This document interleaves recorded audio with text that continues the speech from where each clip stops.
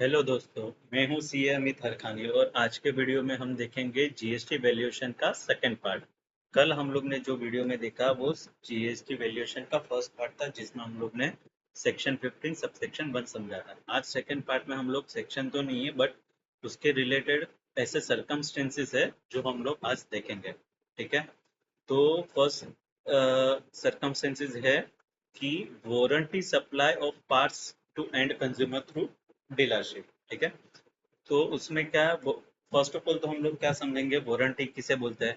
तो वारंटी ऐसे ही बोलते हैं कि जो हम लोग फ्री ऑफ कॉस्ट में पास पार्ट्स जो है वो रिप्लेस करके देते हैं या फिर free repair and maintenance service देते हैं to the certain period of time, certain period of time. तो हम लोग फ्री ऑफ कॉस्ट में करके देते हैं तो वो ही हमारा वारंटी हो जाता है। तो उसमें दो टाइप के वारंटीज होती है, एक तो बेस वारंटी और एक एक्सटेंडेड वारंटी। ठीक है, तो बेस वारंटी किसे कहते हैं कि वो बाय डिफॉल्ट जैसे ही प्रोडक्ट हम परचेस करते हैं उसके साथ ही वारंटी आता है, उसे बेस वारंटी कहते हैं। सपोज हम लोग ने कोई प्रोडक्ट मोबाइल फोन परचेस किया तो उसके साथ हमें 1 साल का वारंटी फ्री देते हैं। ठीक है, तो वो बेस वारंटी हो गया। और हम लोग एक्स्ट्रा 2 साल का वारंटी अलग से पे करके करवाते हैं तो वो एक्सटेंडेड वारंटी हो गया। तो इसका वैल्यूएशन कैसे होगा एंड इसका वैल्यूएशन कैसे होगा। ठीक है, तो जो बेस वारंटी है, सपोज प्रोडक्ट का प्राइस 10,000 है, तो वो प्रोडक्ट के प्राइस में ही हम ऐसे अज्यूम करेंगे कि जो वारंटी का है, वारंटी सपोज 1 साल में कुछ प्रोडक्ट खराब हो गया तो उसको रिप्लेस करने का या फिर उसको जो मेंटेन करने का जो पार्ट्स है, पार्ट्स का जो खर्चा है वो हम लोग अज्यूम करेंगे वो 10,000 में ही इंक्लूड कर दिया है डीलर ने। ठीक है, तो वो जो आफ्टर सप्लाई जो वारंटी का जो खर्चा होगा वो 10,000 में ही इंक्लूड है। तो वो उसे बेस वारंटी बोलते हैं। तो मतलब ये हमारा क्या हो गया, कॉम्पोजिट सप्लाई हो गया। मेंस सप्लाई क्या होता है हमारा कि सेल ऑफ गुड्स, और एंसिलरी सर्विस क्या हो गई, एक्सटेंड बेस वारंटी।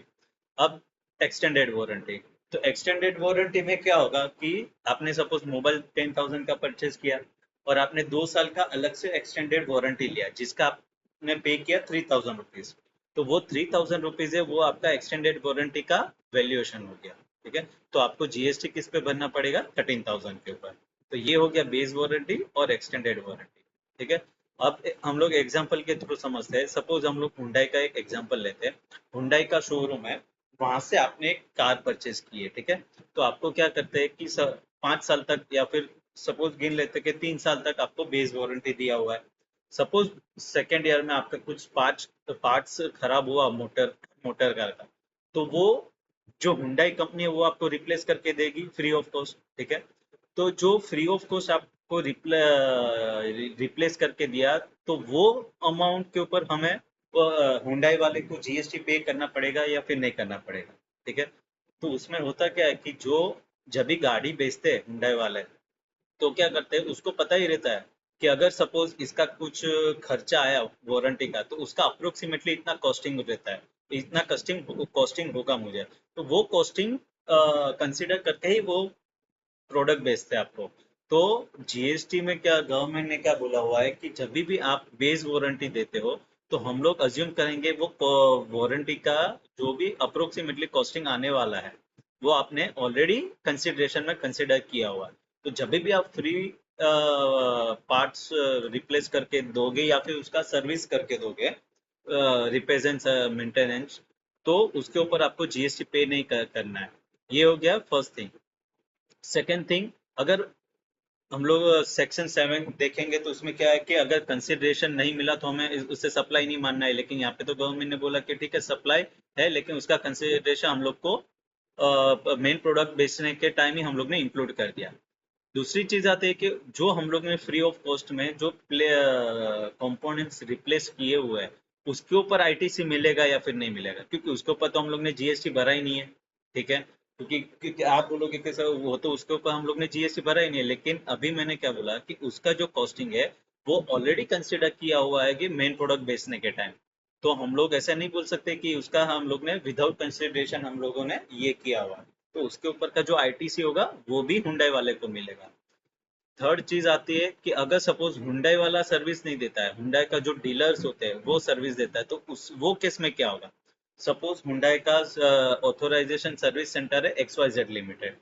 ठीक है, तो कस्टमर हुंडई वालों के पास नहीं बट XYZ लिमिटेड के पास आया।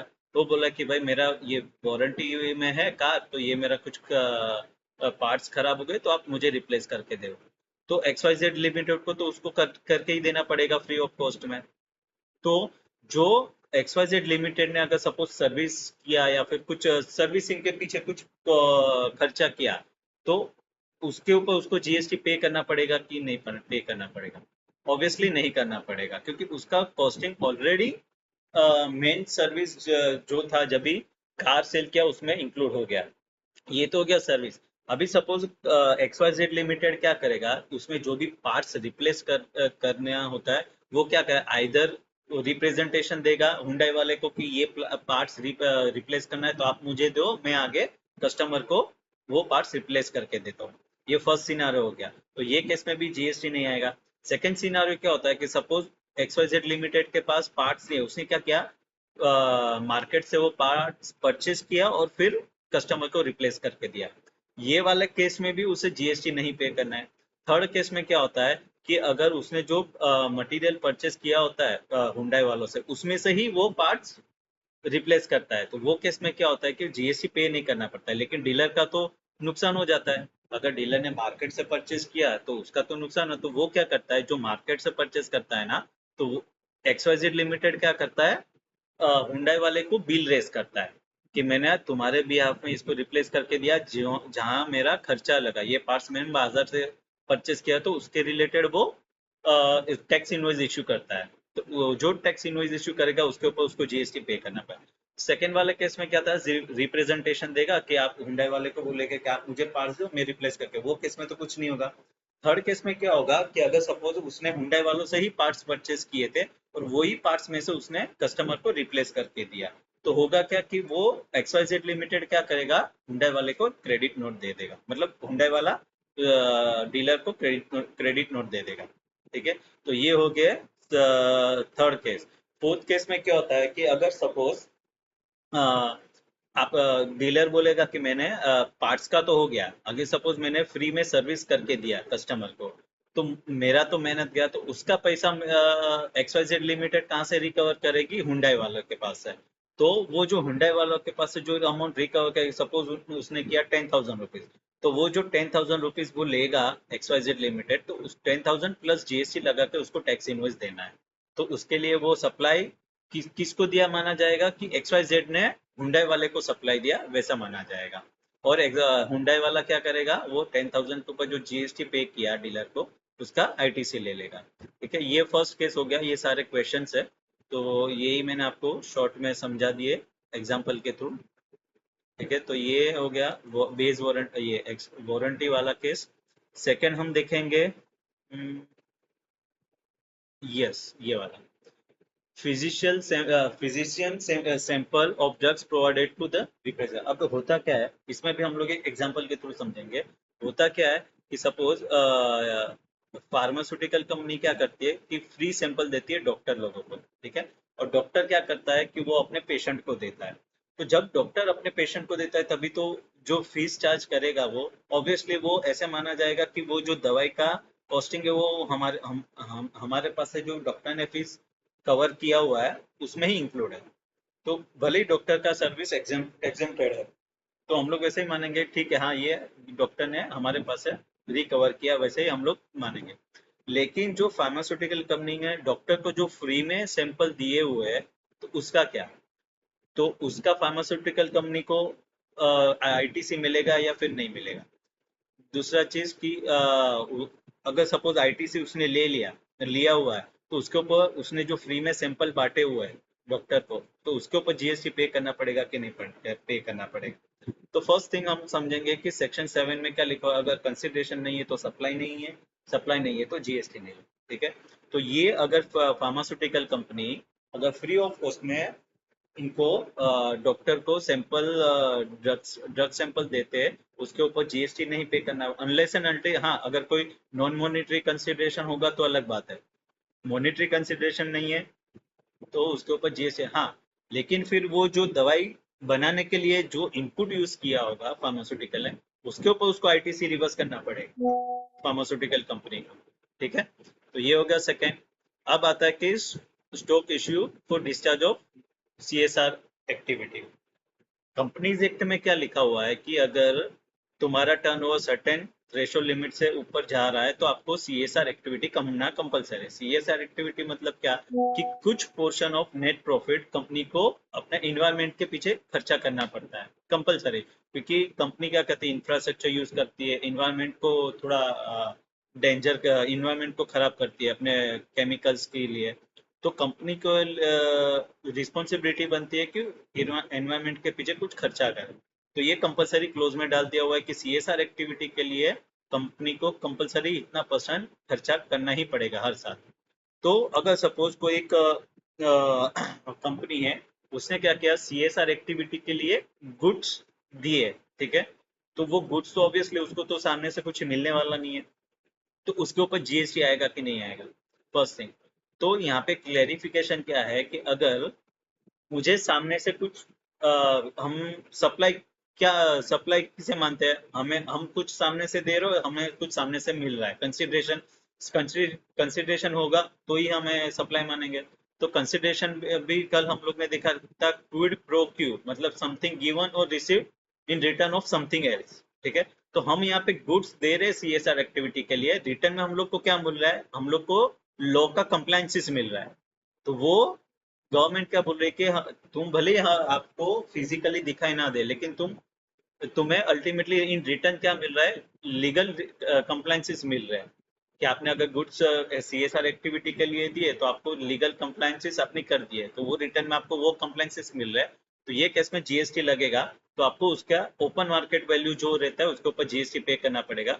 But now recent amendment, amendment में गवर्नमेंट ने बोला बोला है कि CSR एक्टिविटी आप GST मत पे करो, लेकिन जो गुड्स आपने जो दिया है उसके ऊपर आपको ITC नहीं लेना। अल्टीमेटली वही हो गया, या तो फिर GST पे करो या तो फिर ITC रिवर्स करो। तो गवर्नमेंट ने ये केस में क्लियरली बोल दिया कि आपको ITC रिवर्स करना है। अब होता क्या है, third case, impairment of assets. अब इंड एस 36 में क्या होता है कि अगर आपका जो भी असेट्स है वो मार्केट वैल्यू से नीचे ये या तो फिर ऊपर है। सपोज मेरा कोई एक मशीनरी है जिसका बुक वैल्यू मेरा 10 लाख रुपया है, लेकिन उसका मार्केट वैल्यू 9 लाख रुपया ही है। अगर मैं उसको बेचने के लिए जाऊँ तो मुझे 9 लाख ही आने वाला है। तो क्या होता है कि इंड एस 36 के हिसाब से, इम्पेयरमेंट ऑफ असेट्स के हिसाब से, वो मुझे राइट ऑफ करना पड़ता है, मार्केट वैल्यू के लेवल पे लाना पड़ता है, ठीक है। ये रिक्वायरमेंट है कंपनी के लिए एस इंड एस 36 के हिसाब से। तो जो हम लोग ने जो मार्केट वैल्यू के हिसाब से जो 1 लाख का हम लोग ने राइट ऑफ किया, क्या उसके ऊपर मुझे GST पे करना पड़ेगा या फिर उसके ऊपर मुझे ITC रिवर्स करना पड़ेगा? तो आइडियली क्या होता है कि सपोज ये साल मेरा उसका 9 लाख है, शायद होगा कि नेक्स्ट साल शायद उसका वैल्यू मेरा 11 लाख हो जाए, तो वापस से मुझे वो जो मैंने राइट ऑफ किया था वो वापस से मुझे राइट बैक करना पड़ेगा। तो ये क्लियरिटी अभी नहीं है कि क्या करना है, लेकिन आइडियल वे क्या होता है कि हम लोग राइट ऑफ कर रहे हैं असेट्स, तो उसके ऊपर हमें ITC रिवर्स करना ही है, क्योंकि सेक्शन 17 सबसेक्शन 5 क्लोज H में लिखा हुआ है कि अगर कुछ भी राइट ऑफ आप करते हो तो उसके ऊपर ITC रिवर्स करना है आपको। तो बेसिकली आपको करना पड़ेगा इसके ऊपर।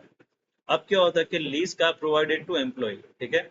अब जब भी कंपनी अपने एम्प्लॉयज को अगर कार देती है, ठीक है, कार देती है, तो जो कार दिया तो उसके ऊपर उससे GST पे करना पड़ेगा कि नहीं पे करना पड़ेगा? तो आप क्या बोलोगे कि सर शेड्यूल 3 में लिखा हुआ है कि अगर एम्प्लॉयर एम्प्लॉय रिलेशन होगा तो हमें सप्लाई नहीं मानेंगे उसे, ठीक है।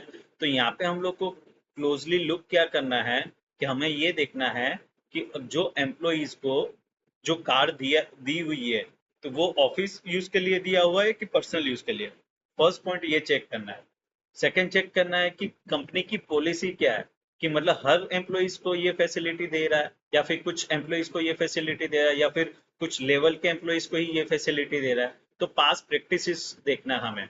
हाँ, अगर, और फिर एम्प्लॉयर एम्प्लॉय का जो कॉन्ट्रैक्ट होता है वो देखना है कि आप जब भी आपने एम्प्लॉय को हायर किया तभी आपने उन्हें क्या क्या कंडीशन के बेसिस पे हायर किया हुआ है, ठीक है। अगर सपोज ये लगे कि ये जो सिर्फ कार दिया हुआ है सिर्फ पर्सनल यूज के लिए दिया हुआ है, तो ऑब्वियसली कंपनी को उसके ऊपर GST पे करना पड़ेगा या तो फिर उसके ऊपर का ITC रिवर्स करना पड़ेगा। सेकेंड चीज, अगर एम्प्लॉय ये ऑफिस के लिए ही दिया होगा तो सप्लाई ही नहीं है शेड्यूल 3 के हिसाब से। तो ये हो गया एक केस। अब सेकेंड केस ये है कि हम लोग क्या कर, सपोज यहाँ पे प्रिंसिपल ऑफ जॉब वर्क की बात आ जाती है। Free issue material provided by client to contractor. अब होता क्या है कि सपोज अपने इंटीरियर डिजाइन करते हो अपने घर का, तो आप क्या करते हो, दो केस करते हो। या तो फिर आप उसको मटेरियल के साथ देते हो, या तो फिर ओनली लेबर देते हो, ठीक है। सपोज आपने मटेरियल के साथ दिया, तो मटेरियल लाने की जिम्मेदारी किसकी है, इंटीरियर डेकोरेटर की। लेकिन सपोज आपके पास कुछ स्विचेस पड़े हुए या फिर कुछ सामान जो इंटीरियर डिजाइन में आपको लगने वाले हो, आपके पास ऑलरेडी पड़े हैं। तो आप क्या बोलोगे, भाई ये मेरे पास ये सामान पड़ा हुआ, आप मेरे घर में यूज कर लो। और मुझे जो आपने जो कॉन्ट्रैक्ट प्राइस दिया है सपोज 10 लाख, तो उसमें से 1 लाख कम कर देना, मैं आपको 9 लाख दूंगा, ठीक है। लेकिन जिम्मेदारी किसकी थी, अगर हम with material contract they interior को, इंटीरियर डिजाइनर को, तो जिम्मेदारी इंटीरियर डिजाइनर की थी। लेकिन हमने क्या, और कॉन्ट्रैक्ट भी हमारा 10 लाख में, सपोज 10 लाख में फाइनल हुआ, तो कॉन्ट्रैक्ट 10 लाख में फाइनल हुआ, सारी रिस्पॉन्सिबिलिटी इसकी है। फिर भी हम हमारे घर से उसको कुछ सामान दे रहे हैं कि आप ये सामान यूज कर लो और मैं आपको 9 लाख रुपया दूंगा, ठीक है। तो उसकी रिस्पॉन्सिबिलिटी होते हुए भी हम सामान दे रहे, तो जो 1 लाख रुपया कम किया ना, वो हमें कम नहीं करना है। इंटीरियर डिजाइनर को भले ही 9 लाख हम लोग देंगे, लेकिन उसको जीएसटी तो 10 लाख पे ही भरना है, ठीक है। सेकंड केस आ जाता है कि हम विदाउट मटेरियल दे, मतलब मटेरियल हम ही प्रोवाइड करें और सिर्फ वो हमें लेबर का काम करके दे। तो वो वाले केस में तो ऑब्वियसली हम जो इनपुट देंगे उसको, जो भी मटेरियल देंगे, वो हमारा ये सर्विस बेसिस पे रिटर्न मिलने वाला है, ठीक है। तो जो सपोज 5 लाख में डिसाइड किया विदाउट मटेरियल, तो उसको हम लोग जितने अमाउंट का भी मटेरियल देंगे ना, वो इरिलेवेंट है, ठीक है। वो हम जॉब वर्क के हिसाब से मानेंगे, इसमें तो जॉब वर्क नहीं होता है, लेकिन फिर भी सपोज एग्जांपल के तौर पे समझ लो कि वो जॉब वर्क जैसा ही हो जाता है। तो वो 5 लाख के ऊपर ही उसको जीएसटी पे करना है। सपोज तीसरा केस कि हम लोग ने विथ मटेरियल ही दिया, फिर भी हम लोग ने उसको 10 लाख ही दिया है। हमने क्या किया कि उसको विथ मटेरियल ही दिया है, और फिर हम लोग 10 लाख ही दिया, उसने हम लोग ने 1 लाख कम नहीं किया। फिर भी हमारे पास कुछ सामान पड़ा, तो बोले कि अभी मेरे काम का तो है नहीं, अब तू कहीं और यूज कर ले, ठीक है। तो सपोज वो सामान ओपन मार्केट वैल्यू उसका 20,000 है, तो जिसने वो सामान दिया ना, मतलब मैंने, तो मुझे वो 20,000 के ऊपर मुझे जीएसटी पे करना पड़ेगा, वो सेपरेट सप्लाई हो जाता है। तो ये हो गया कंसेप्ट पूरा क्लाइंट टू कॉन्ट्रैक्टर का जॉब वर्क वाला। अब थर्ड ये डिपॉजिट एंड एडवांसेस, ठीक है। अब डिपॉजिट किसे बोलते हैं और एडवांसेस किसे बोलते हैं। डिपॉजिट मेनली क्या होता है कि रिफंडेबल होता है, और एडवांसेस रिफंडेबल नहीं होता है। डिपॉजिट हम लोग उसे बोलेंगे कि जो कुछ समय तक हम हमारे पास डिपॉजिट रखते हैं, और जब भी वो अपना ऑब्लिगेशन कंप्लीट करता है सामने वाले पार्टी, हम उसको डिपॉजिट वापस दे देते हैं।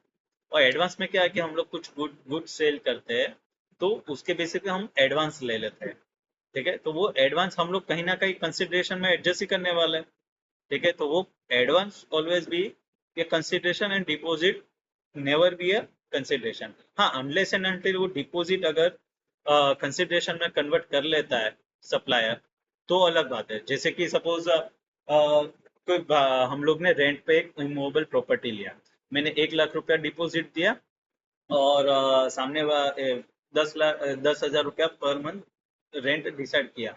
तो फिर होता क्या है कि मैंने उसको 1 लाख रुपया डिपॉजिट दिया और मुझे रिफंड ही मिलने वाला है।